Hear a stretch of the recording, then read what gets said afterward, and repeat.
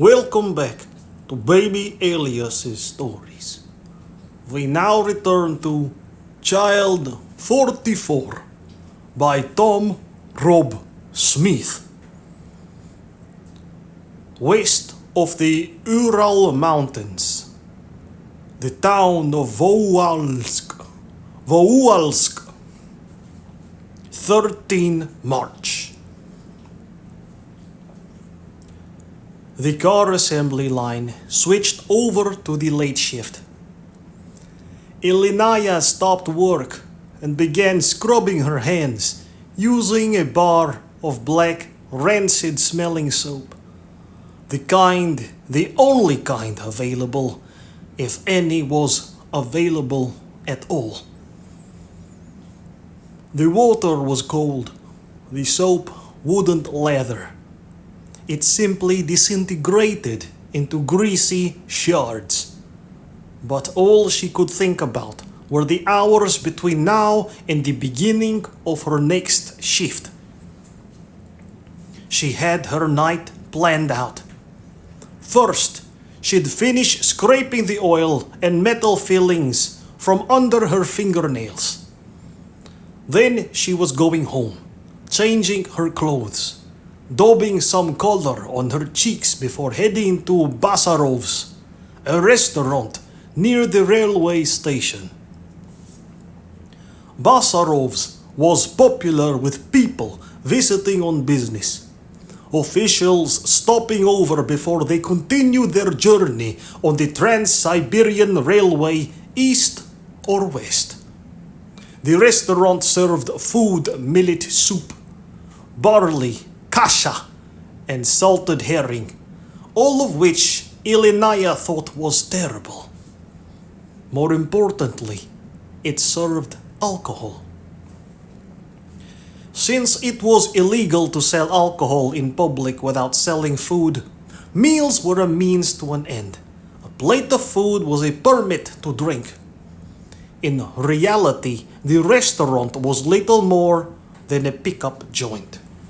The law that no individual was to be sold more than 100 grams of vodka was ignored. Basarov, the manager and namesake of the restaurant, was always drunk and often violent, and if Ilinaya wanted to ply her trade on his premises, he wanted a cut. There was no way she could pretend she was drinking there for the fun of it whilst sneaking off with the occasional paying customer. No one drank there for the fun of it. It was a transient crowd, no locals, but that was an advantage. She couldn't get work off the locals anymore.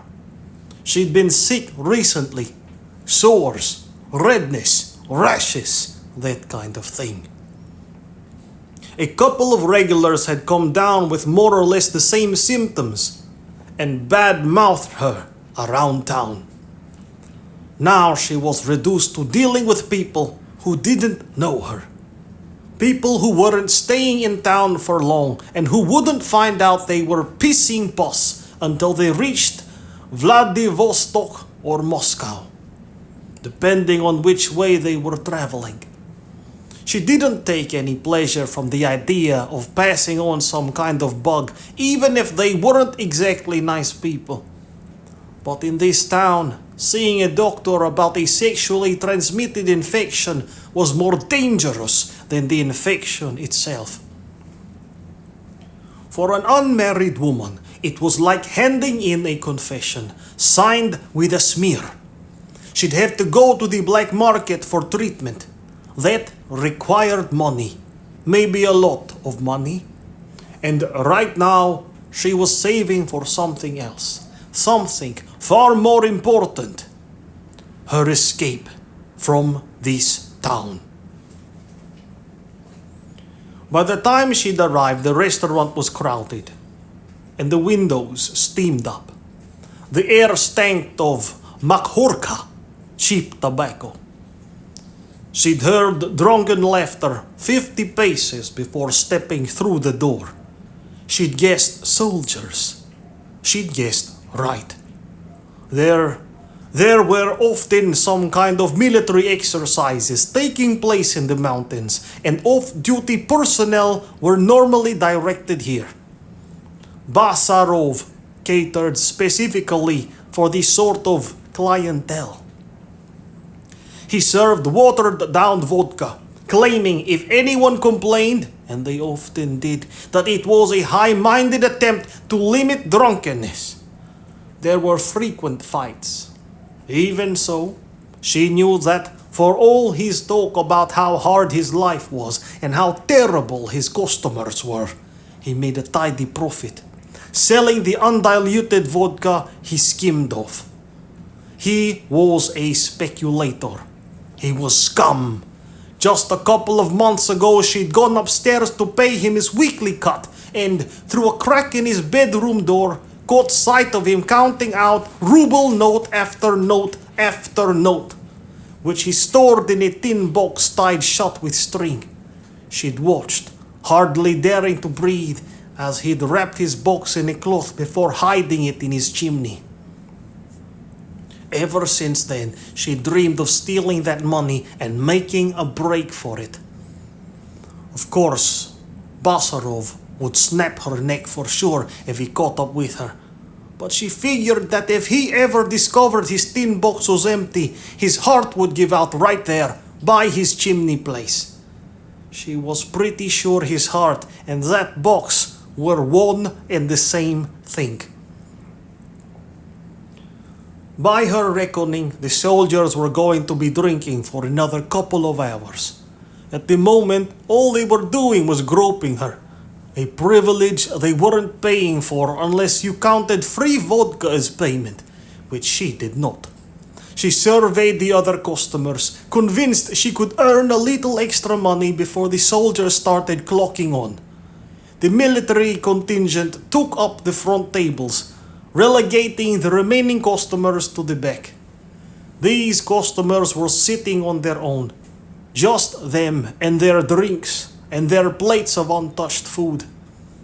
No doubt about it, they were looking for sex. There was no other reason to hang around. Ilinaya straightened her dress, ditched her glass, and made her way through the soldiers, ignoring the pinches and remarks until she found herself at one of the back tables. The man sitting there was maybe 40, maybe a little younger. It was hard to tell. He wasn't handsome, but she reckoned he'd probably pay a little more because of that. The better-looking ones sometimes got it into their heads money wasn't necessary, like the arrangement might be mutually pleasurable. She sat down, sliding her leg up against his thigh and smiling. "My name is Tanya." It helped, at times like these, to think of herself as someone else. The man lit a cigarette and put his hand on Ilinaya's knee.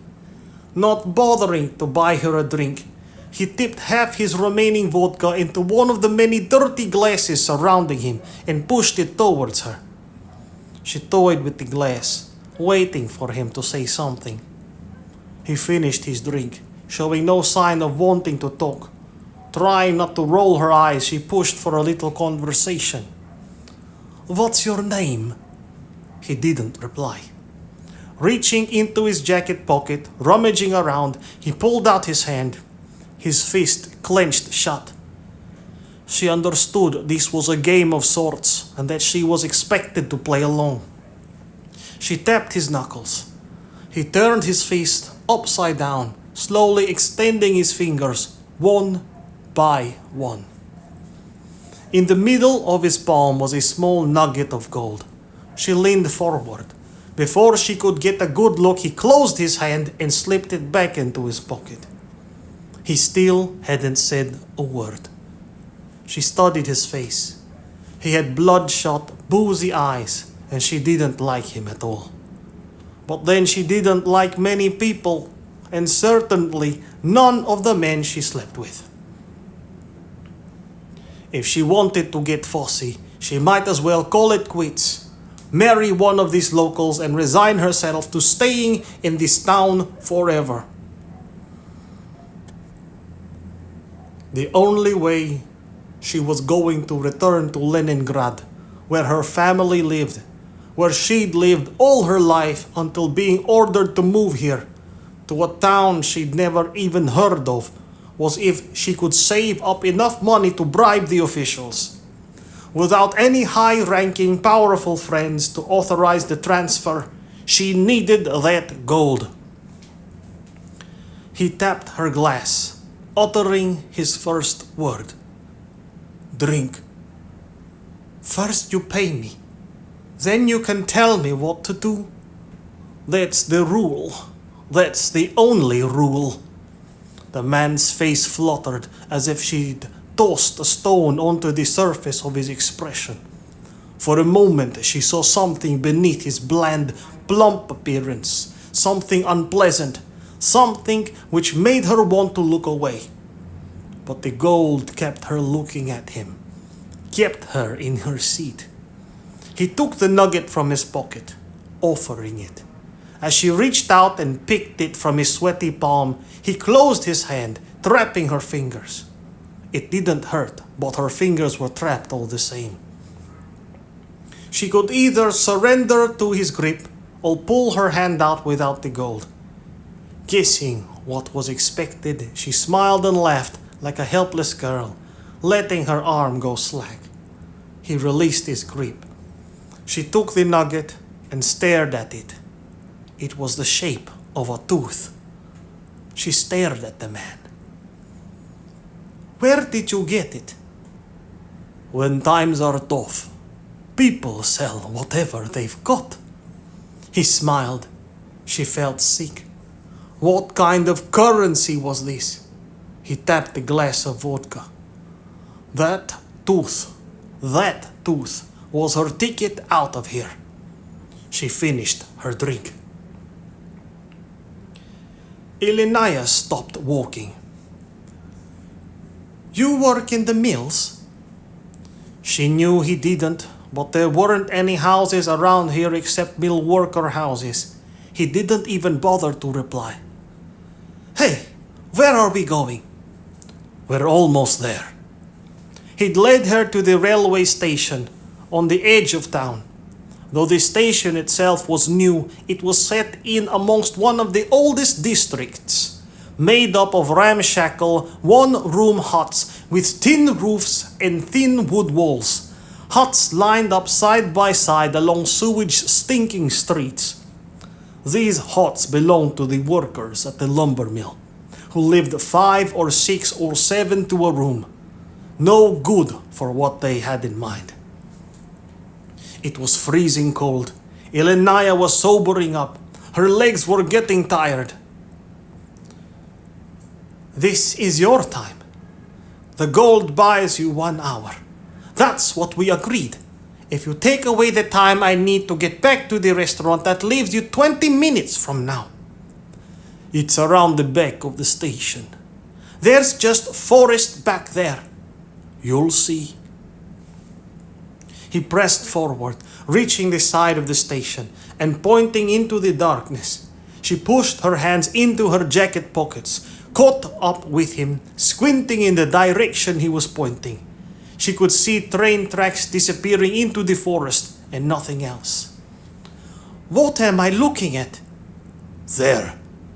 He was pointing at a small wood cabin to one side of the railway track, not far from the edge of the forest. I'm an engineer. I work on the railways. That's a maintenance cabin. It's very private. Our room is very private. I can't take you back where I'm staying. I know some places we could have gone. It's better like this. Not for me, it isn't. There was one rule.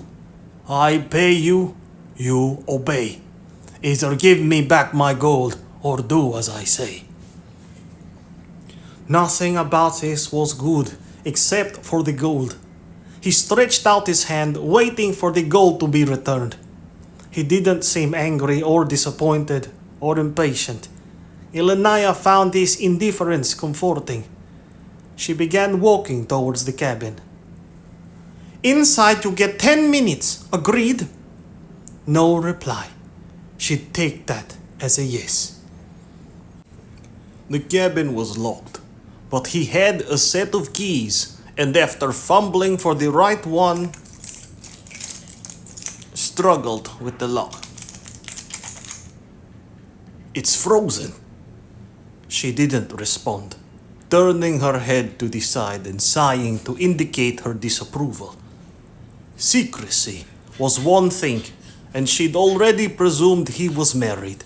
But since he didn't live in this town, she couldn't understand what his problem was. Perhaps he was staying with family or friends. Perhaps he was a high-ranking party member. She didn't care. She just wanted the next 10 minutes over. He crouched down, cupped his hands around the padlock, and breathed on it. The key slipped in. The lock clicked open. She remained outside. If there wasn't going to be any light, the deal was off, and she'd keep the gold to boot. She'd already given this guy more than enough time.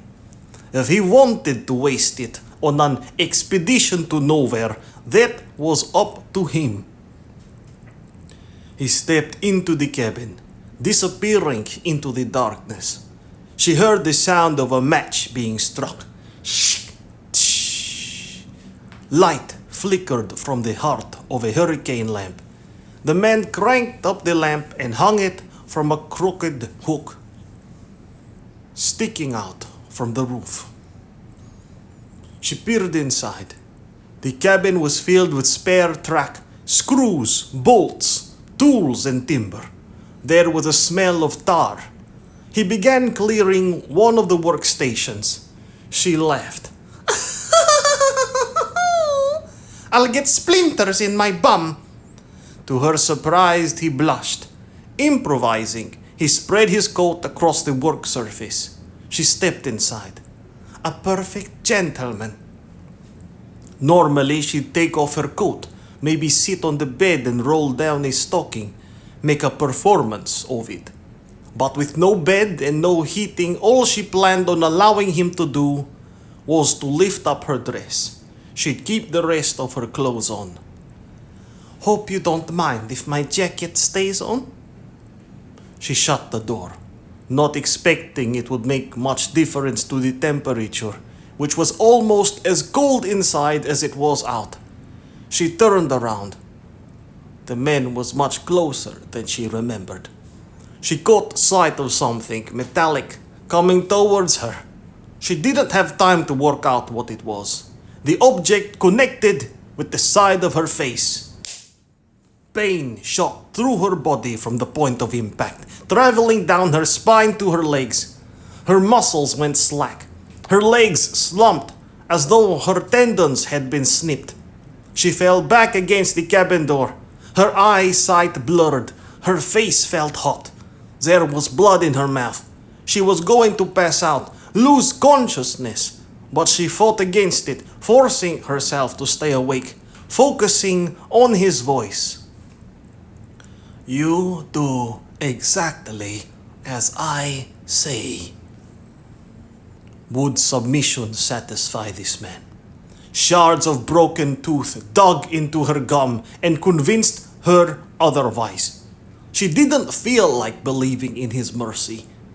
If she was going to die in a town she'd hated, if she was going to die in a town she hated, a town she'd been transferred to by compulsory state writ, 1,700 kilometers from her family, then she'd die scratching this bastard's eyes out. He grabbed her arms, no doubt expecting any resistance to have evaporated. She spat, a mouthful of blood, and phlegm in his eyes. He must have been surprised because he let go. She felt the door behind her and pushed against it. The door swung open and she fell into the snow outside, onto her back, staring up at the sky. He grabbed at her feet. She kicked frantically, trying to get out of reach. He grabbed hold of one foot, pulling her back into the cabin. She concentrated, taking aim. Her heel caught his jaw. The contact was good. His head flicked round. She heard him cry out. "Ah!" He lost his grip. She rolled onto her stomach, got up and ran. Staggering blindly, it took her a couple of seconds to realize she'd run straight out from the cabin, away from town, away from the station and down the railway tracks. Her instincts had been to get away from him. Her instincts had let her down. She was running away from safety. She checked behind. He was chasing her. Either she continued in this direction or she turned back towards him. There was no way she could get around him. She tried to scream, but her mouth was full of blood. She choked, spluttered, breaking her rhythm and losing some of the distance between them. He was catching up. Suddenly, the ground began to vibrate. She looked up. A freight train was approaching, hurtling towards them, plumes of smoke rushing out of the high iron front. She raised her arms, waving. But even if the driver saw her, there was no stopping in time with barely 500 meters between them. There were only seconds before a collision. But she didn't step off the tracks, continuing towards the train, running faster, intent on throwing herself under it. The train gave no sign of slowing. There was no screech of metal brakes, no whistle. She was so close the vibrations almost shook her to her feet. The train was about to smash into her. She flung herself to the side, off the tracks into the thick snow. The engine and wagons roared past, rocking the snow off the tips of the nearby trees. Breathless, she peered behind her, hoping her pursuer had been cut down, crushed under the train, or trapped on the other side of the tracks. But he'd held his nerve. He jumped to her side and was laying on the snow. He stood up, staggering towards her. She spat the blood from her mouth and cried out, calling for help, desperate. This was a freight train. There was no one to hear or see her. She got up and ran, reaching the edge of the woods, not slowing down, smashing through the branches that jutted out. Her plan was to loop around and double back onto the tracks towards town. She couldn't hide here. He was too close. There was too much moonlight. Even though she knew it would be better to remain focused on running, she gave in to temptation. She had to look. She had to know where he was. She turned around. He was gone. She couldn't see him. The train was still thundering past. She must have lost him when she entered the forest. She changed direction, running back towards the town, towards safety. The man stepped out from behind the tree, catching hold of her waist. They crashed down into the snow. He was on top of her, ripping at her jacket and shouting. She couldn't hear him over the sound of the train. All she could see were his teeth and tongue. Then she remembered. She prepared for this moment. She reached into her coat pocket, feeling for a chisel, stolen from work. She'd used it before, but only as a threat, only to show she could fight if fighting was required. She clutched the wooden handle. She'd get one chance at this. As he put his hand up her dress, she brought the metal tip into the side of his head. He sat upright, clutching his ear.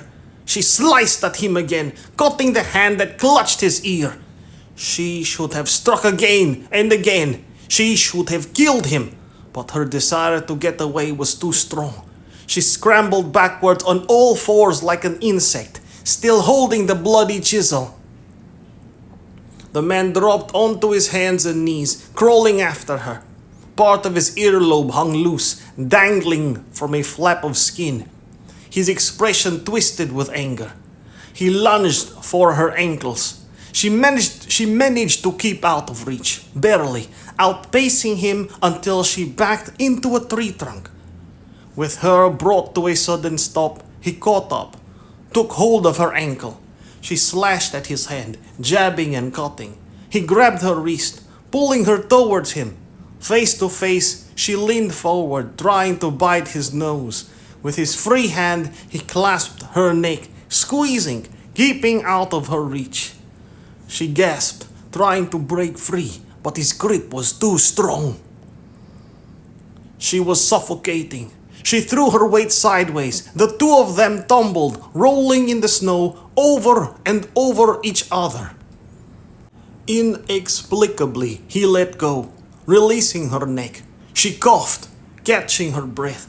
The man was still on top, pinning her down, but no longer looking in her direction. His attention was on something else, something to the side of them. She turned her head. Sunken in the snow beside her was the naked body of a young girl. Her skin was pale, almost translucent. Her hair was blonde, almost white.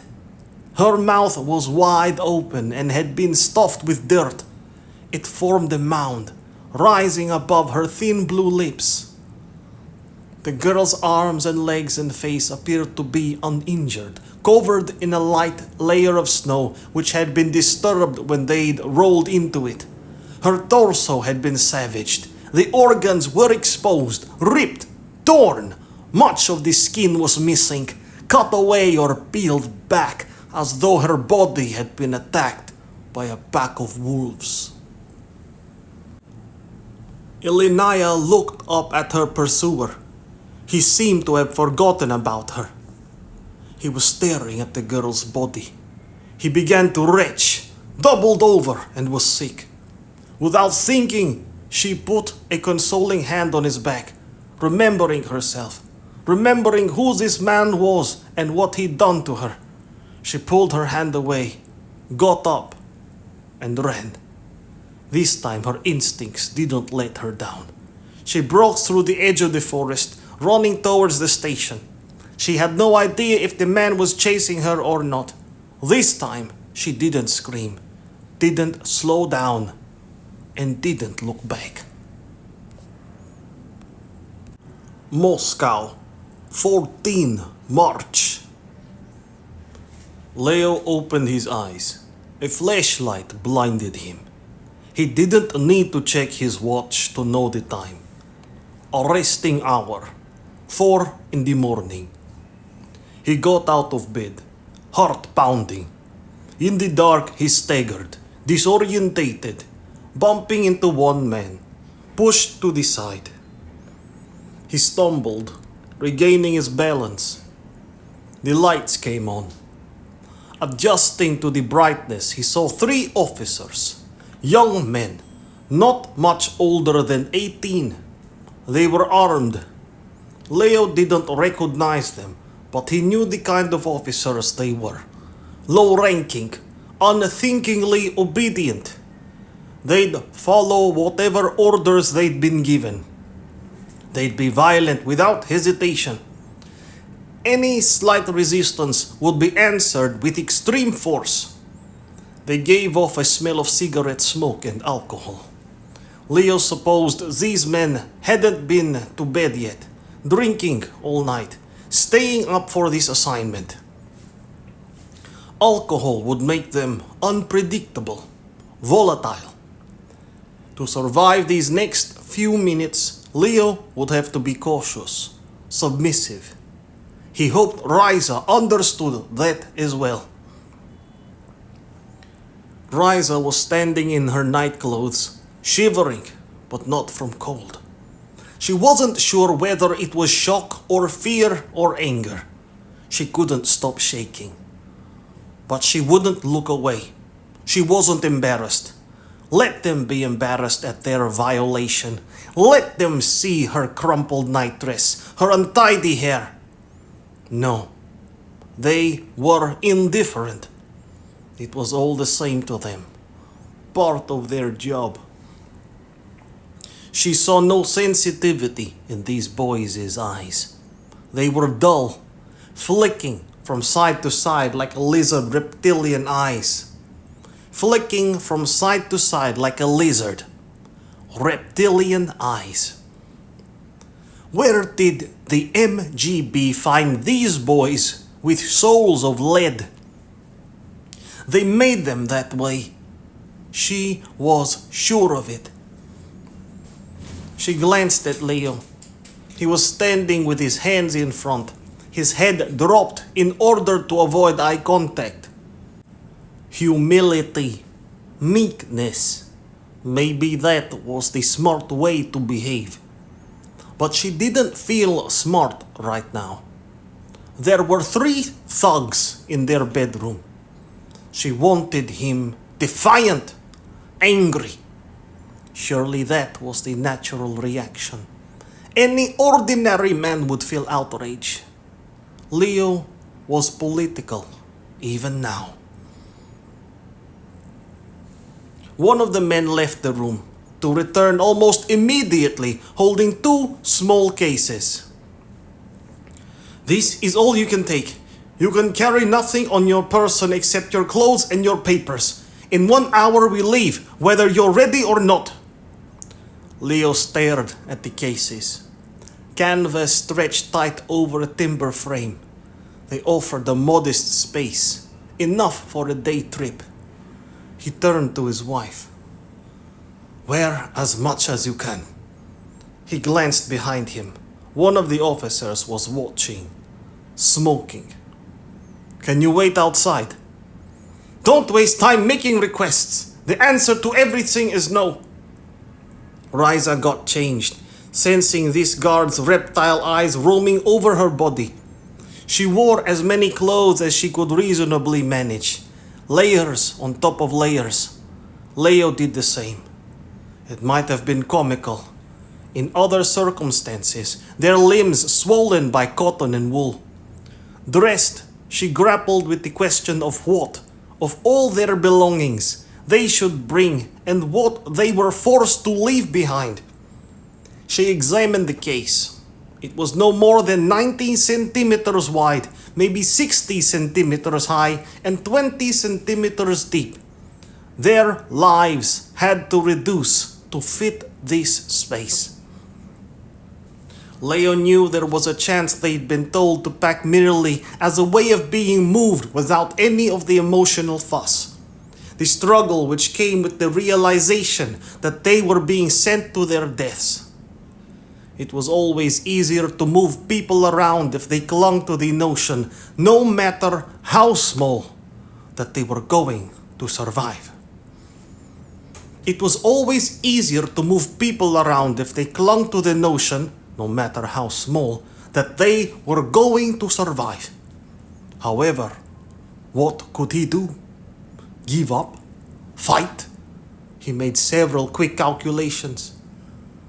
Precious space had to be wasted with the inclusion of the book of propagandists and the short course of the Bolshevik Party, neither of which could be abandoned without it being construed as a subversive political gesture. In their current predicament, such recklessness was nothing less than suicidal. He grabbed the books, putting them in the case, the first objects either of them had packed. Their young guard was watching everything, seeing what went in, what choices they made. Leo touched Riza's arm. Take our shoes. Pick the best. 1 pair each. Good shoes were rare, tradable, a valuable commodity. Leo gathered up clothes, items of value, their collection of photos of their wedding, his parents, Stepan and Anna, but none of Riza's family. Her parents had been killed. Her parents been killed in the Great Patriotical War. Her village wiped out. She'd lost everything except the clothes she'd been wearing. With his case full, Leo's eyes came to rest on the framed newspaper clipping hanging on the wall. The photo of himself, the war hero, the tank destroyer, the liberator of occupied soil. His past made no difference to these guards. With the signing of an arrest warrant, every act of heroism and personal sacrifice had been made irrelevant. Leo took the clipping out of the frame. After years of carefully preserving it, revering it on the wall as though it were a holy icon, he folded it down the middle and tossed it in the case. Their time was up. Leo shut his case. Riza shut hers. He wondered if they'd ever see this apartment again. It was unlikely. Escorted downstairs, all 5 of them crammed into the elevator, pressed together. There was a car waiting. 2 of the officers sat in the front. 1 sat in the back, his breath stinking, sandwiched in between Leo and Riza. "I'd like to see my parents. I'd like to say goodbye. No fucking requests." 5 in the morning, and the departure hall was already busy. There were soldiers, civilian passengers, station workers, all orbiting the Trans-Siberian Express train. The engine, still clad in armor plating from the war, was embossed on the side with the words, "Hail to Communism." While passengers boarded the train, Leo and Riza waited at the end of the platform, holding their cases and flanked by their armed escort, as though they were infected with a contagious virus. No one approached them, an isolated bubble in a crowded station. They'd been given no explanation, nor did Leo bother asking for one. He had no idea where they were going or who they were waiting for. There was still a chance they'd be sent to different gulags, never to see each other again. However, this was unmistakably a passenger train, not the Zak cars, the red cattle trucks used to transport prisoners.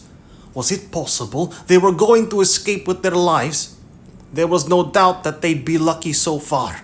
They were still alive, still together, more than Leo had dared to hope for.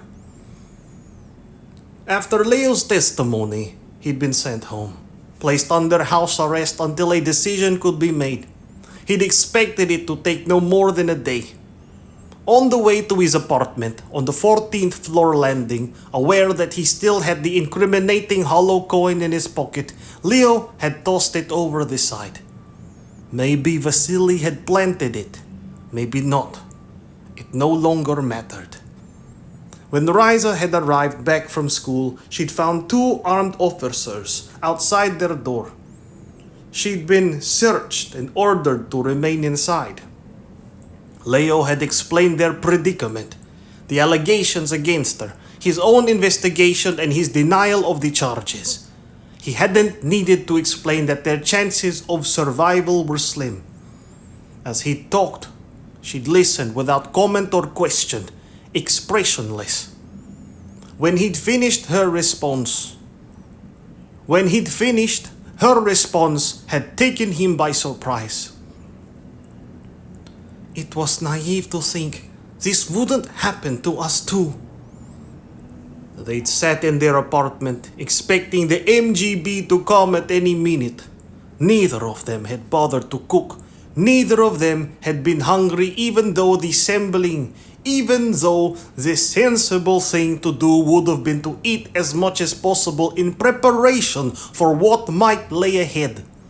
They hadn't got undressed for bed. They hadn't moved from the kitchen table. They'd sat in silence, waiting.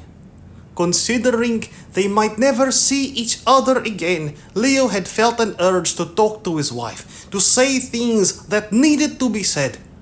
But he'd been unable to formulate what they might be. As the hours passed, he'd realized this was the most time they'd spent together, face to face, uninterrupted, for as long as he could remember. Neither of them had known what to do with it. The knock on the door hadn't come that night. 4 in the morning had passed. There had been no arrest. As it had approached midday the following day, Leo made breakfast, wondering why they were taking so long. When the first knock on the door finally came, he and Raisa stood up. He and Raisa stood up, breathing fast, expecting this to be the end, the arrival of officers collecting them, splitting them apart and taking them to their separate interrogations. Instead, it was some trivial matter. A changing of the guards, an officer using their bathroom, questions about buying food. Perhaps they couldn't find any evidence. Perhaps they'd be cleared and the case against them would collapse. Leo had only flirted with these thoughts briefly. Accusations never collapse through lack of proof. All the same, a day became 2 days. 2 days became 4 days. A week into their confinement, a guard had entered the apartment, ashen-faced. Seeing him, Leo had been certain their time had finally come, only to listen as the guard announced, in a voice trembling with emotion, that their leader, Stalin, was dead. Only at this moment did Leo allow himself to contemplate whether or not they might just have a chance of surviving. Able to gather the vaguest details of their leader's demise, the newspapers had been hysterical, the guards hysterical. All Leo could piece together was that Stalin had died peacefully in his bed. His last words had purportedly been about their great country and their great country's future. Leo didn't believe it for a second. Too schooled in paranoia and plot not to see the cracks in the story. He knew from his work that Stalin had recently arrested the country's foremost doctors who had spent their entire working lives keeping him well, as part of a purge of prominent Jewish figures. It struck him as no coincidence that Stalin had died of apparently natural causes at a time when there were no expert medical professionals to identify the source of his sudden illness. Morality aside, the great leader's purge had been a tactical error. It had left him exposed. Leo had no idea whether Stalin had been murdered or not. With the doctors locked up, that certainly gave any would-be assassins a free hand to do as they pleased, which was to sit back and watch him die, safe in the knowledge that the very men and women who could stop them were behind bars. Having said that, it was just as possible that Stalin had fallen ill and no one dared contradict his orders and release the doctors. If Stalin had recovered, they might have been executed for disobedience. This skullduggery was of little importance to Leo. What was important was that the man was dead. Everyone's sense of order and certainty had dissolved. Who would take over? How would they run the country? What decisions would they make? Which officers would be in favor and which would be out of favor? What was acceptable under Stalin might be unacceptable under new rule. The absence of a leader would mean temporary paralysis. No one wanted to make a decision unless they knew their decision would be approved. For decades, no one had taken action according to what they believed was right or wrong, but by what they thought would please their leader. People had lived or died depending on his annotations on a list. A line against the name saved the person. No mark meant they were left to die. That was the judicial system. Line or no line. Closing his eyes, Leo had been able to imagine the muted panic within the corridors of the Lubyanka. Their moral compass had been neglected for so long it spun out of control. North was south, and east was west. As for questions of what was right and wrong, they had no idea. They'd forgotten how to decide. In times like these, the safest course of action was to do as little as possible. In these circumstances, the case of Leo Demidov and his wife Raisa Demidova, which had no doubt proved divisive, inflammatory and problematic, was best shunted to the margins. That's why there'd been the delay. No one had wanted to touch it. Everyone was too busy repositioning with the new power groups in the Kremlin.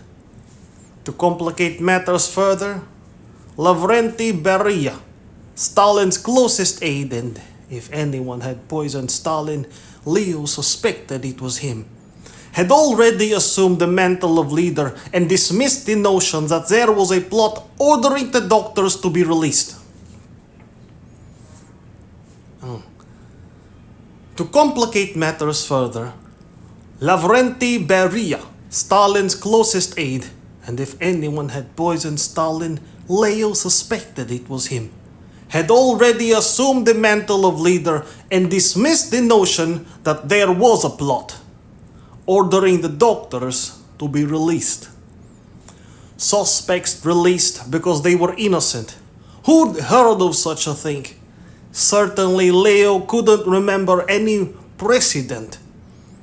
In these circumstances, prosecuting a decorated war hero, a man who'd made the front page of Pravda, without any evidence might be deemed risky.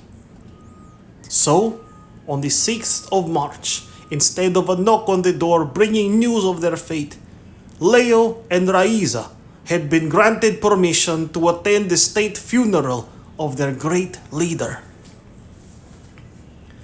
Still technically under house arrest, Leo and Raisa and their 2 guards had dutifully joined the crowds, all of them making their way towards Red Square. Many had been crying, some uncontrollably, men and women and children, and Leo had wondered if there was a person in sight, out of all the hundreds of thousands gathered in their collective grief, who hadn't lost some family or friend to the man they were apparently mourning. The atmosphere, fraught, charged with an overwhelming sense of sadness, perhaps had something to do with an idolization of this dead man. Leo had heard many people, even in the most brutal of interrogations, cry out that if only Stalin knew about the excesses of the MGB, he would intervene. Whatever the real reason behind the sadness, the funeral had offered a legitimate outlet for years of pent-up misery, an opportunity to cry, to hug your neighbor, to express a sadness that had never previously been allowed to show itself because it implied some criticism of the state. The main streets around the State Duma had been packed so tight with people it was hard to breathe. Moving forward with as little control as a rock, caught in a rock slide. Leo had never let go of Raisa's hand, and although soldiers pressed into him from all sides, he'd made sure they weren't pulled apart. They'd quickly been separated from their guards. As they neared the square, the crowd contracted further. Feeling the squeeze, the mounting hysteria, Leo had decided enough.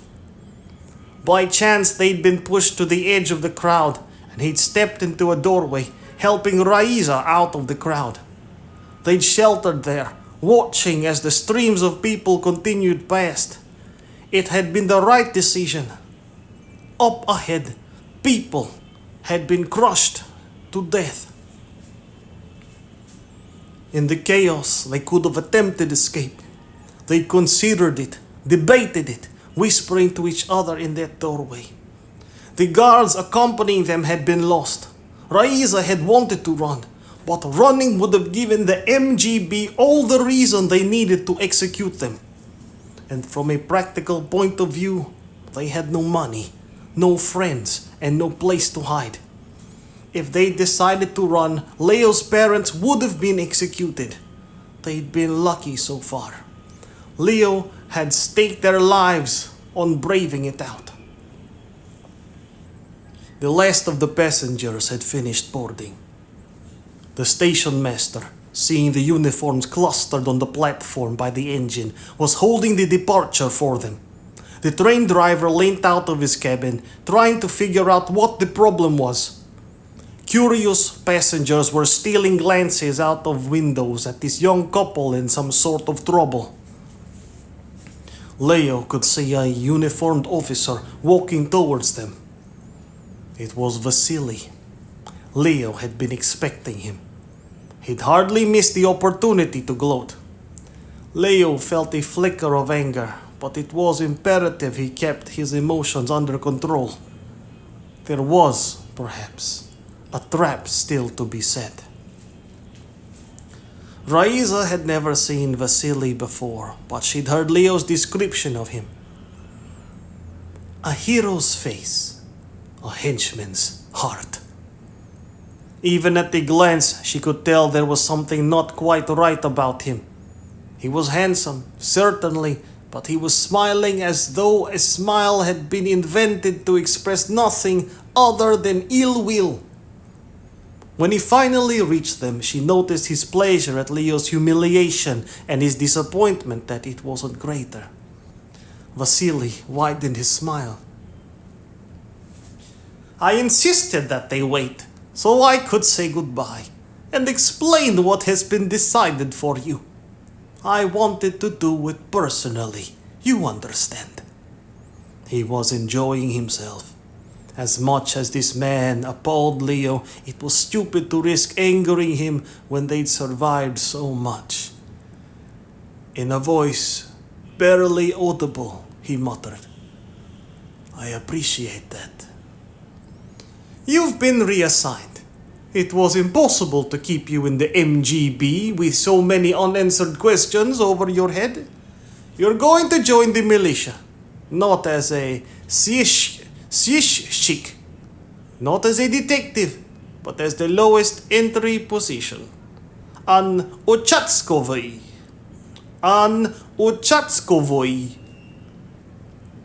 You'll be the man who cleans the holding cells, the man who takes notes, the man who does as he's told.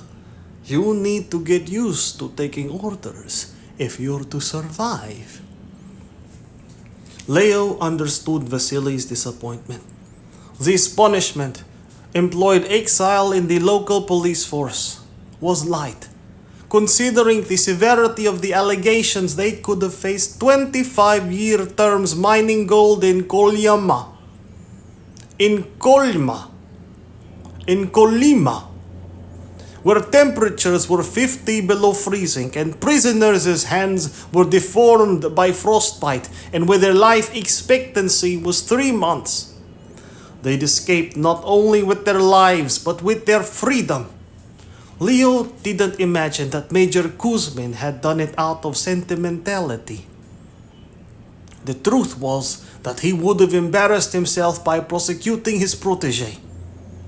In a time of political instability, it was far better, far shrewder to simply send him away under the guise of a relocation. Kuzmin didn't want his judgment scrutinized. After all, if Leo was a spy, why had Kuzmin favored him with promotions? No, those questions were awkward. It was easier and safer just to brush him under the corner of some rug. Understanding that any sign of relief would aggravate Vasily, Leo did his best to look crestfallen. "I'll do my duty wherever I'm needed." Vasily stepped forward, pressing the tickets and paperwork into Leo's hands. Leo took the documents and moved towards the train. Raisa stepped up onto the carriage. As she did, Vasily called out, "It must have been difficult to hear that your husband had followed you. And not just once. I'm sure he told you about that. He followed you twice. On the other occasion, it wasn't state business. He didn't think you were a spy. He thought you were a slut. You must forgive him that. Everyone has their doubts. And you are pretty. Personally, I don't think you're worth giving up everything for. I suspect when your husband comes to realize what a shithole we've sent him to, he'll grow to hate you. Me, I would have kept the apartment and had you shot as a traitor. All I can suppose is that you must be some great fuck." Raisa wondered at this man's obsession with her husband, but she remained silent. A retort might cost them their lives. She took her suitcase and opened the carriage door. Leo followed her, carefully not to turn around. There was a chance, if he saw Vasily's smirk, that he might not be able to control himself. Raisa stared out of the window. The train departed the station. There were no seats available, and they were forced to stand cramped together. Neither of them spoke for some time, watching the city roll past. Finally, Leo said, "I'm sorry." I'm sure he was lying. He would have said anything to get under your skin. He was telling the truth. I had you followed, and it had nothing to do with my work. I thought that I was sleeping with someone else. There was a time when you wouldn't talk to me. You wouldn't touch me. You wouldn't sleep with me. We were strangers, and I couldn't understand why. You can't marry an MGB officer and not expect to be followed. But tell me, Leo, how could I be unfaithful? I'd be risking my life. We wouldn't have argued about it. You'd just have me arrested. Is that what you think would happen? You remember my friend Zoya? You met her once, I think. Perhaps. I don't know. Yes, that's right. You never remember anyone's name, do you? I wonder why. Is that how you're able to sleep at night? By blanking events from your mind? Raisa spoke quickly, calmly, and with an intensity Leo hadn't heard before. She continued. You did meet Zoya. You did meet Zoya. Perhaps she didn't register, but then she wasn't very important in party terms. She was given a 20-year sentence. They arrested her as she stepped out of a church, accusing her of anti-Stalinist prayers. Prayers! Leo, they convicted her on the basis of prayers they hadn't even heard. They arrested her on the basis of the thoughts in her head. Why didn't you tell me? I might have helped. Raisa shook her head. Leo asked, You think I denounced her? Would you even know? You can't even remember who she is. Leo was taken aback. He and his wife had never spoken like this before. Never spoken about anything other than the household chores, polite conversation. They'd never raised their voices, never had an argument. Even if you didn't denounce her, Leo, how could you have helped when the men who arrested her were the men like you, dedicated, devoted servants of the state? That night you didn't come home, and I realized you were probably arresting someone else's best friend, someone else's parents, someone else's children. Tell me, exactly how many people have you arrested? Do you have any idea? Say a number. 50, 200, 1,000. I refuse to give them you. They weren't after me. They were after you. Arresting strangers, you were able to fool yourself that they might just be guilty. You could believe that what you were doing served some purpose, but that wasn't enough for them. They wanted you to prove that you'd do whatever they asked, even if you knew it in your heart to be wrong. Even if you knew it to be meaningless. They wanted you to prove your blind obedience. I imagine wives are a useful test for that. Maybe you're right, but we're free of that now. Do you understand how lucky we are to even get this second chance? I want us to start a new life as a family. Leo, it's not as simple as that. Raisa paused, studying her husband carefully, as though they were meeting for the first time. The night we ate dinner at your parents' apartment, I heard you talking through the front door. I was in the hallway. I heard the discussion about whether or not you should denounce me as a spy. I didn't know what to do. I didn't want to die, so I went back down to the street and walked for a while, trying to collect my thoughts. I wondered, will he do it? Will he give me up? Your father made a convincing case.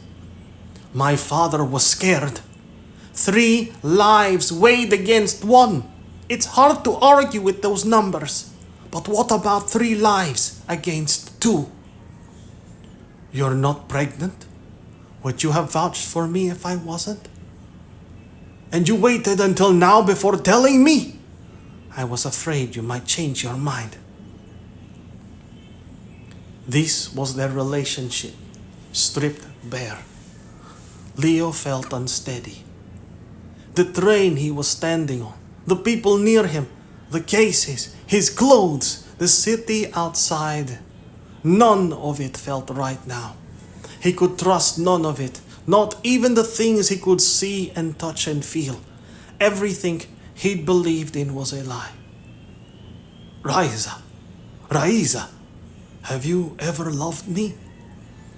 A moment passed in silence, the question lingering like a bad smell.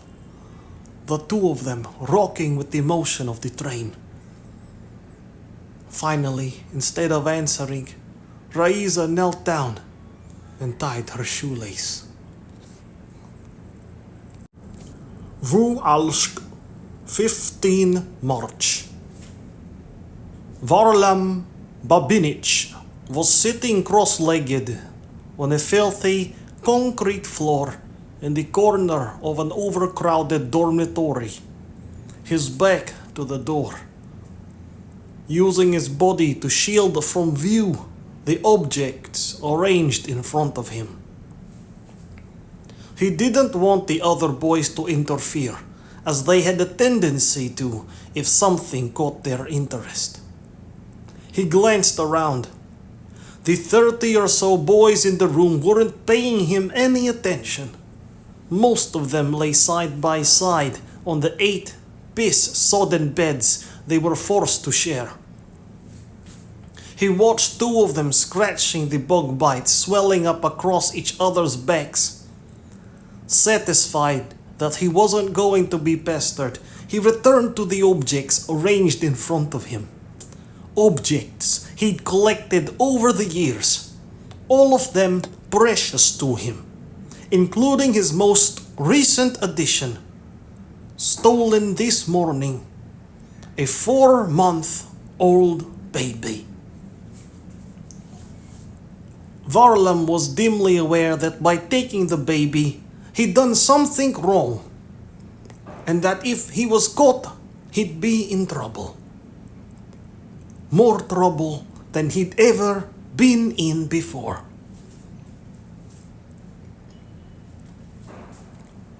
He was also aware that the baby wasn't happy.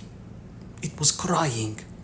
He wasn't particularly worried about the noise, since no one was going to notice another screaming child. As it happened, he was less interested in the baby itself than in the yellow blanket it was wrapped in. Proud of his new possession, he positioned the baby at the centerpiece of his collection. Among a yellow tin, an old yellow shirt, a yellow painted brick, a ripped portion of a poster with a yellow background, a yellow pencil, and a book with a soft yellow paper cover.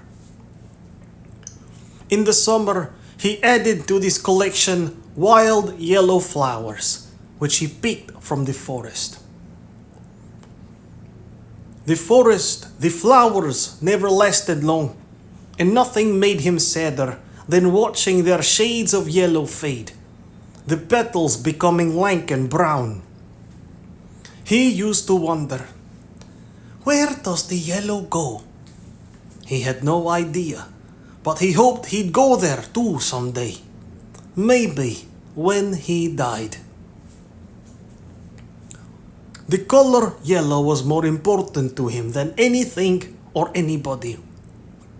Yellow was the reason he'd ended up here, in Voualsk's internat, a state-run facility for children with mental deficiencies. As a small boy, he chased after the sun, certain that if he ran far enough, he'd eventually catch up with it, snatch it from the sky, and carry it home. He'd run for almost 5 hours before being caught and brought back, screaming in anger at his quest being cut short. His parents, who'd beaten him in the hope that it would straighten out his peculiarities, finally accepted that their methods weren't working and handed him over to the state, which had adopted more or less the same methods. For his first 2 years in the internat, he'd been chained to a bed frame like a farm dog chained to a tree. However, he was a strong child with broad shoulders and a stubborn determination. Over several months, he'd managed to break the bed frame, pulling the chain loose and escaping. He'd ended up on the edge of town, chasing a yellow carriage of a moving train. Eventually, he'd been returned to the internat, suffering from exhaustion and dehydration. This time, he'd been locked in a cupboard. But all that was a long time ago. The staff trusted him now. He was 17 years old and smart enough. But all that was a long time ago. The staff trusted him now. He was 17 years old and smart enough to understand that he couldn't run far enough to reach the sun, or indeed climb high enough to pick it out of the sky. Instead, he concentrated on finding yellow closer to home, such as this baby, which he'd stolen by reaching in through an open window. If he hadn't been in such a hurry, he might have tried to unwrap the blanket and leave the baby behind. But he'd panicked, afraid that he was going to get caught. And so, he'd taken them both. Now, staring down at the screaming infant, he noticed that the blanket made the baby's skin appear faintly yellow. And he was glad that he'd stolen them both, after all. Outside, 2 cars pulled up, and 6 armed members of the Voualsk militia stepped out. Led by General Nesterov, a middle-aged man with the broad, stocky build of a kolkhoz laborer. He gestured for his team to surround the premises, while he and his deputy, a lieutenant, approached the entrance. Although the militia were not normally armed, today Nesterov had instructed his men to carry guns. They were to shoot to kill. The administrative office was open, a radio playing on a low volume, a game of cards abandoned on the table, a reek of alcohol hanging in the air. There were no members of staff to be seen. Nesterov and his lieutenant moved forward, entering a corridor. The smell of alcohol gave way to the smell of feces and sulfur. Sulfur was used to keep away bedbugs. The smell of feces needed no explanation. There was shit on the floor and on the walls. The dormitories they passed were overrun with young children, maybe 40 to a room, wearing nothing more than a dirty shirt or a pair of dirty shorts, but never, it seemed, both. They were sprawled on their beds, 3 or 4 layers across a thin, filthy mattress. Many weren't moving, staring up at the ceiling. Many weren't moving, staring up at the ceiling. Nesterov wondered if some of them were dead. It was difficult to tell. The children on their feet ran forward, trying to grab the guns, touching their uniforms, starved of adult interaction. The men were quickly encircled by clambering hands.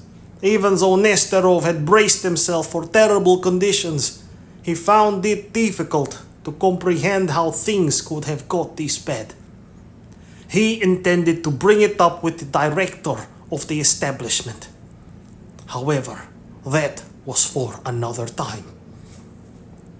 Having searched the ground floor, Nesterov made his way upstairs, while his lieutenant tried to keep the pack of children from following, communicating with stern looks and gestures which only caused them to laugh as though this were a game. When he gently pushed the children back, they immediately rushed forward, wanting to be pushed back again. Impatient, Nesterov remarked, "Leave them, let them be." But they had no choice but to allow them to trail behind. The children in the rooms upstairs were older. Nesterov guessed that the dormitories were loosely arranged according to age. Their suspect was 17 years old, the age limit at this institution, after which they were sent out into the most back-breaking, unappealing jobs available. Jobs no sane man or woman would want. Jobs where their life expectancy was 30 years. They were coming to the end of the corridor. There was only one dormitory left to search.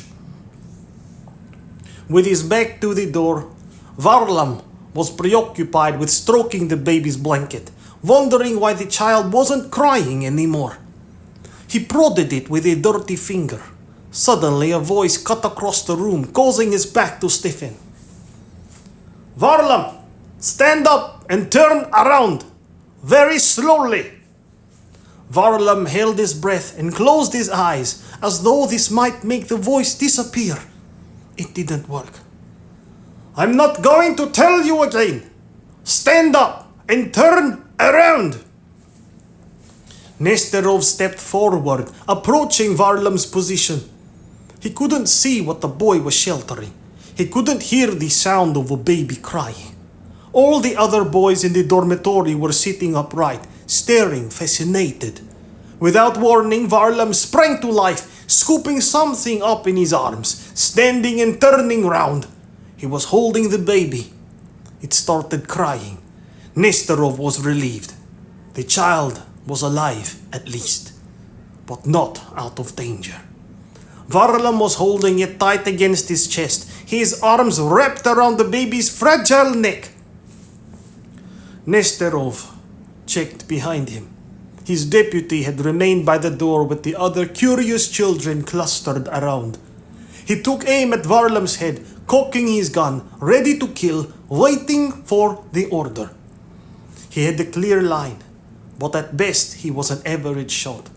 At the sight of his gun, some of the children began screaming, others laughing and banging the mattresses.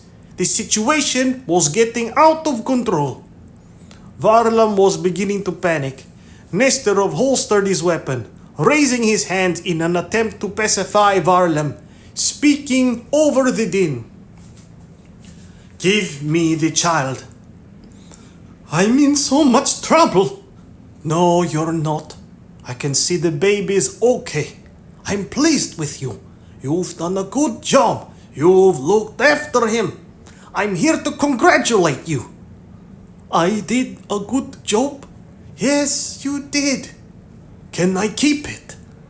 I need to check that the baby's okay, just to be sure. Then we'll talk. Can I check on the child? Varlam knew they were angry, and they were going to take the baby from him and lock him in a yellowless room. He pulled the baby closer, tighter, squeezing it so that the yellow blanket pressed up against his mouth. He stepped back towards the window, looking out at the militia cars parked in the street and the armed men surrounding the building. I'm in so much trouble. Nesterov edged forward. There was no way he could extricate the baby from Varlam's grip by force. It could be crushed in the struggle. He glanced at his lieutenant, who nodded, indicating that he'd lined up a shot. He was ready. Nesterov shook his head. The baby was too close to Varlam's face. The risk of an accident was too great. There had to be another way. Varlam, no one is going to hit you or hurt you. Give me the child and we'll talk. No one will be angry. You have my word. I promise. Nesterov took another step closer, blocking his lieutenant's shot. Nesterov glanced down at the collection of yellow items on the floor. He'd encountered Varlam in a previous incident, when a yellow dress had been stolen from a clothesline. It had not slipped his attention that the baby was wrapped in a yellow blanket. If you give me the child, I'll ask the mother if you can have the yellow blanket. I'm sure she'll say yes. All I want is the baby. Hearing what seemed like a fair deal, Varlam relaxed. He stretched out his arms, offering the child. Nesterov sprang forward, snatching the child from his hands. He checked that the child seemed to be unharmed before passing it to his deputy. Take it to the hospital. The lieutenant hurried out. As though nothing had happened, Varlam sat down with his back to the door, rearranging the items in his collection to fill the space created by the absent baby. The other children in the dormitory were quiet again. Nesterov knelt down beside him. Varlam asked, "When can I have the blanket?" "You have to come with me first."